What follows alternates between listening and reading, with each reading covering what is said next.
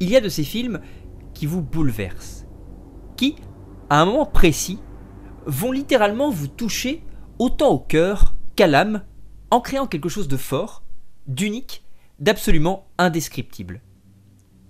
Ces splendides instants, ces états de grâce sur pellicule, du vrai, du parfait cinéma somme toute, arrivent peut-être trop rarement, mais scandent comme autant de moments clés de notre cinéphilie, notre vie d'éternel rêveur. En réalité, difficile de trouver les mots en présence de pareilles œuvres, c'est pourquoi, afin que tu puisses saisir au mieux ce que j'entends, je vais, si tu le veux bien, parce qu'elles sont rares encore une fois, t'énoncer brièvement les charnières fondamentales, pour ne pas dire nécessaires, qui ont jalonné ma vie de cinéphage, mon existence de façon plus profonde, l'ont comme dit plus haut puissamment bouleversé. Aujourd'hui, car nous commençons un peu à nous connaître, j'aimerais un peu plus me confier à toi, quand bien même, nous le verrons, les mots ne suffiront malheureusement pas. Je t'invite sur les marches fragiles de mon escalier tordu, se perdant dans les ténèbres éclairées, dont je n'ai qu'une hâte, c'est de les explorer encore et encore, toujours plus loin. Tout a véritablement commencé en 1993, j'ai alors 6 ans, et Jurassic Park de Steven Spielberg me subjugue, me prouve définitivement que le cinéma peut donner corps à nos rêves autant qu'à nos cauchemars d'enfance, même les plus dingues. Plus tard, Alien le 8e passager de Ridley Scott m'a terrifié, m'a intimement présenté la peur viscérale, véritable. The Thing de John Carpenter m'a fait perdre pied, entre fascination et répulsion, m'a confronté à une créature irrémédiablement indéterminée, de laquelle j'en sais tellement, tant elle se montre, que je ne peux finalement rien en dire du tout. Orange Mécanique de Stanley Kubrick m'a fasciné, m'a révélé un questionnement qui allait guider toutes mes réflexions sur le cinéma, d'hier à demain en passant par maintenant, la représentation de la violence, de l'ultra-violence au cœur du 7e art. Il aura également confirmé mon adoration pour la musique. La Nuit des Morts Vivants de George Romero m'a complètement fait tomber en amour pour ces cadavres errants en putréfaction, mangeurs de chair humaine, arpentant les routes de l'apocalypse.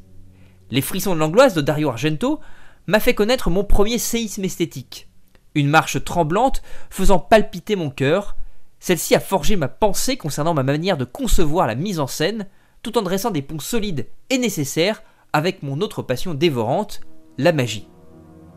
Oldboy de Park Chan-wook m'a impressionné, m'a offert une nouvelle appréciation, une vision unique et géniale du fond et de la forme d'un récit, leur lien indéfectible m'a fait découvrir les ruptures de ton qui sont à mes yeux si chères. The Devil's Reject de Rob Zombie, ce mix jubilatoire entre la horde sauvage de Sam Peckinpah et le massacre à la tronçonneuse de Toby Hooper m'a traumatisé en même temps qu'il a su me faire jouir d'une amoralité surpuissante. Il n'y a ni bien ni mal au cœur de l'humanité, juste le chaos. Il est un monument de subversion sauvage et salvatrice, inégalé et inégalable.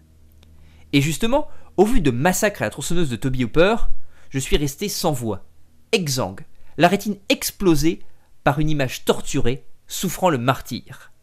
Fricks, la monstrueuse parade de Todd Browning, combien de fois ai-je versé des larmes gorgées d'amertume pour ces beaux monstres ainsi humiliés par des âmes soi-disant humaines. Hellraiser le pacte de Clive Barker, qui ne cesse à chaque instant de fertiliser mon imaginaire, peuplé de cénobites aux pratiques formidablement déviantes et libertaires. J'ai rencontré le diable de Kim Ji-woon, m'a tétanisé, m'a envoyé en pleine gueule une synthèse parfaite de tout ce que le cinéma avait su très intimement me confier jusque-là. Terrifiant, violent, sublime sur la forme et passionnant sur le fond, maniant les ruptures de ton et la subversion avec maestria.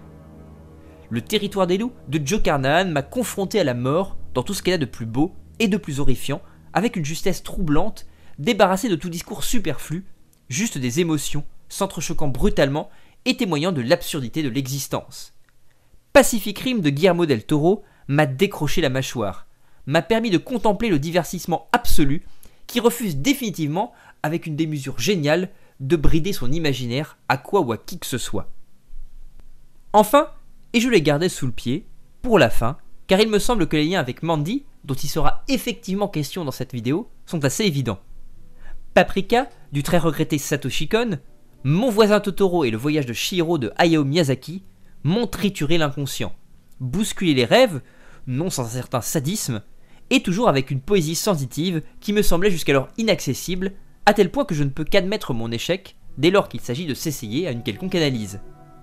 L'année dernière, j'ai eu peur comme rarement, confronté à des images d'une étrangeté rare et précieuse, les yeux rivés sur le Hérédité de Ari Aster, que j'avais considéré comme étant indéniablement à mes yeux un choc inouï, tenant d'une place toute particulière dans mes tripes, totalement remuées par des mains expertes et malades.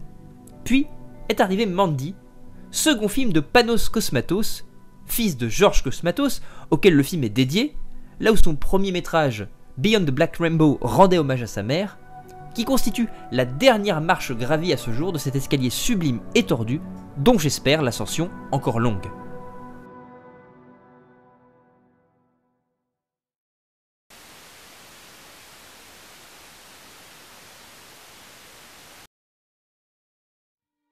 Pacific Northwest, 1983. Red Miller et Mandy Bloom mènent une existence paisible au cœur d'un paradis perdu en pleine nature verdoyante, empreinte d'un amour passionné, indéfectible. Red est un bûcheron doux et protecteur, au regard tendre, qui voue une admiration sans pareille à sa belle, Mandy, une dessinatrice à la beauté si particulière, étrange et unique, à la sensibilité à fleur de peau. Quand leur Eden est sauvagement violée par les membres d'une secte dirigée par le sadique et enfantin gourou Jeremiah Sand, qui, humilié par Mandy alors qu'il voyait en elle sa future promise, décide de la brûler vive, Red, n'ayant plus rien à perdre, sombre dans la folie et est alors catapulté au cœur d'un voyage fantasmagorique et psychédélique, marqué par la vengeance, le sang et les flammes.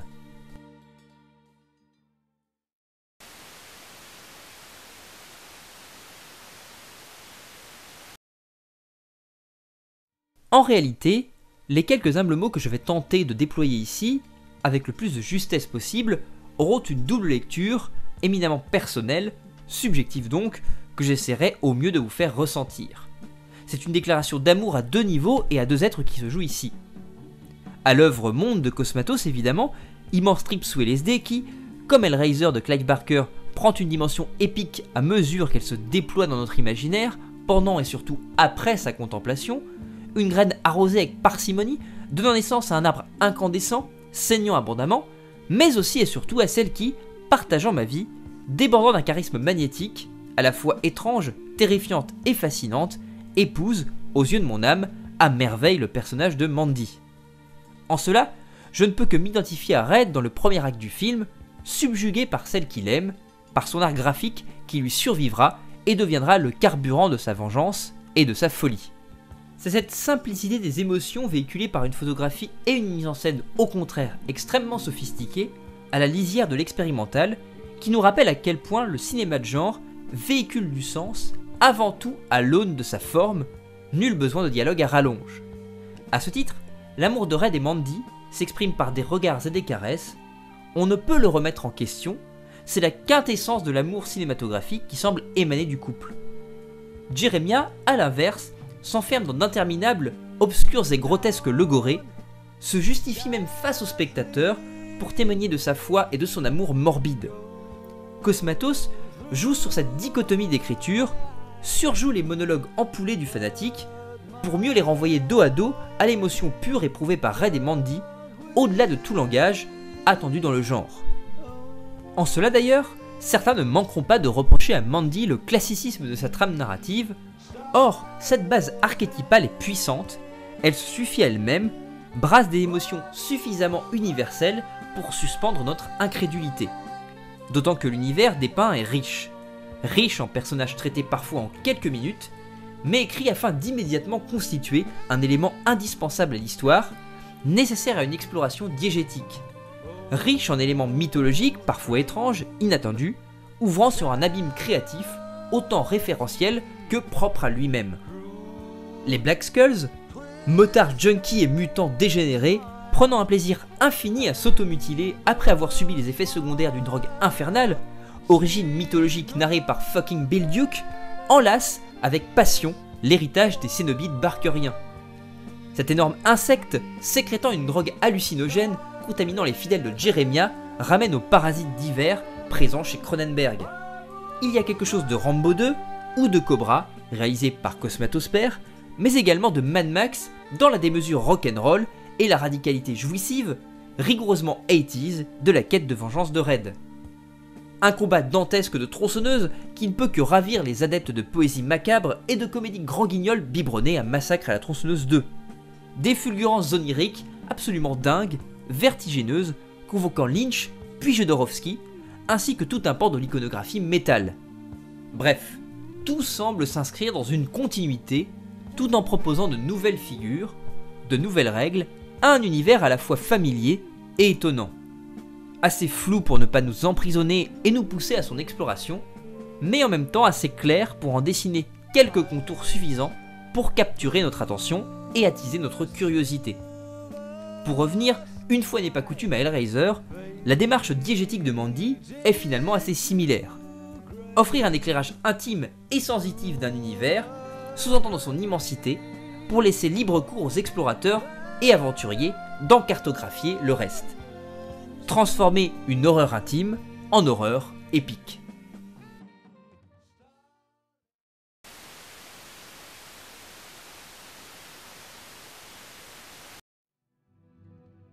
Nick Cage est impressionnant, en roue libre, laissant pleinement exploser son génie après 20 ans de nanar assumé, jouant indéniablement de son image, formidablement investi entre l'infinie tendresse et la folie furieuse à tendance hystérique, mais toujours empreinte d'une tristesse et d'une souffrance chaotique.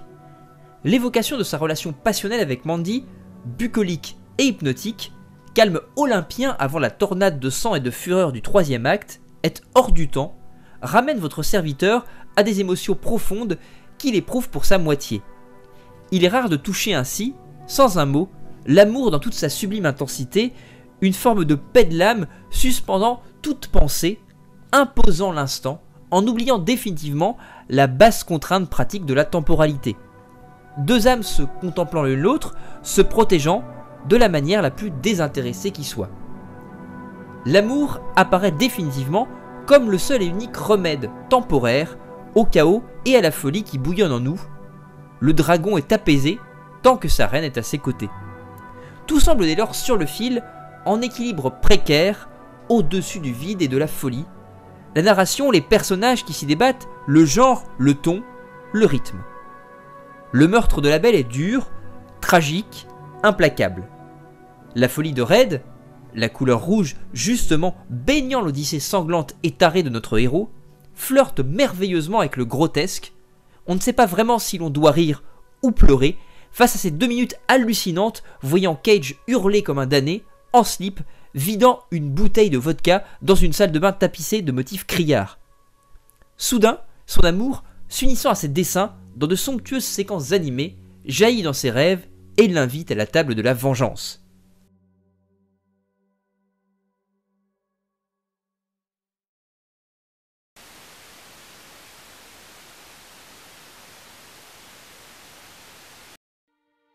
L'homme est chaos, fureur, il ne cesse de mettre à l'épreuve l'ordre par sa folie.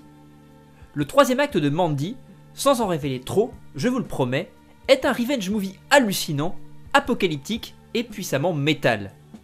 Cage, les yeux injectés de sang et de flammes, va traquer ceux qui lui ont arraché sa bien-aimée, collectant des âmes malades, obtenant peu à peu son statut démoniaque.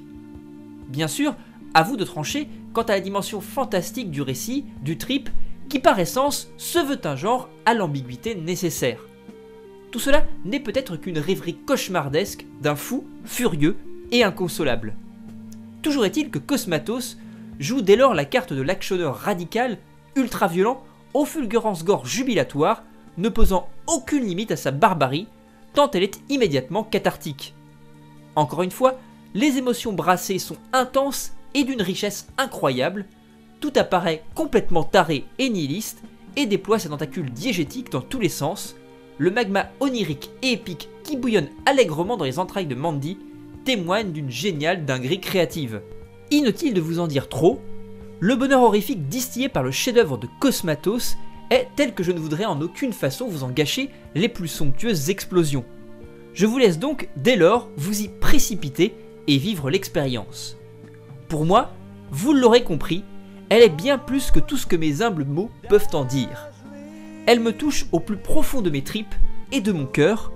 Elle se hisse donc actuellement au point le plus profond de mon escalier ténébreux, dont je vous faisais part avec beaucoup d'amour au tout début du présent voyage qui, je l'espère, vous aura convaincu.